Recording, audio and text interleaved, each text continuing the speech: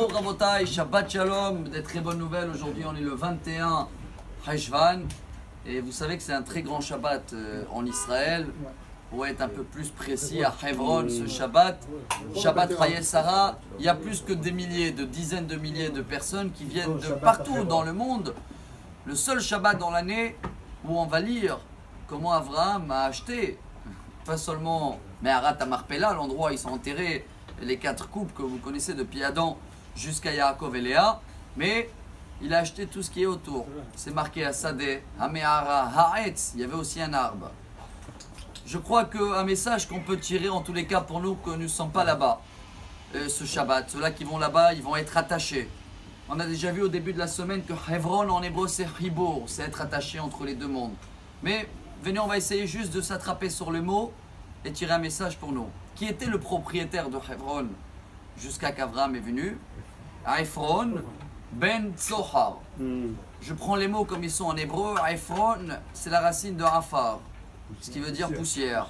Son père, Tzohar, c'est tout ce qui est les pierres blanches.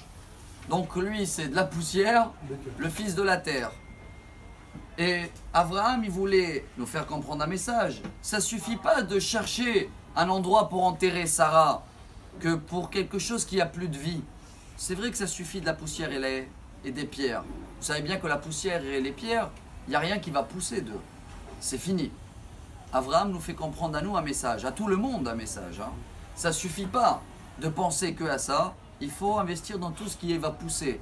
Sadé, c'est le champ, et l'arbre, c'est les fruits. Ce qui veut dire, peu importe qui était dans cette terre-là pendant toutes les années qui sont passées. C'est simple, il faut voir. Est-ce que pendant que des autres, ils étaient sur cette terre-là, il n'y avait que de la poussière et la terre? Ou des rochers? Est-ce que même aujourd'hui, les personnes qui habitent autour de nous, dans leur ville où ils sont, est-ce qu'ils ont tout ce qu'on voit, la beauté en Israël, les vignobles, les champs, etc. Si oui, c'est que peut-être ils méritent. Mais sinon, en regardant pendant ces 2000 ans, c'est incroyable de voir comment depuis 60 ans, chers amis, qu'on est revenu sur cette terre, tout pousse, tout fleurit, tout est vert, tout est beau. Et pendant 2000 ans qu'il y avait les autres qui étaient là, Ephron, Tzohar, poussière et des pierres.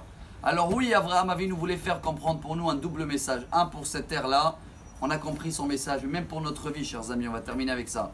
Que chacun de nous voit investir cette paracha. S'il veut être attaché à les deux mondes, avoir et le matériel et les spirituels, chaque investissement, il doit voir est-ce que ça va pousser quelque chose de ça.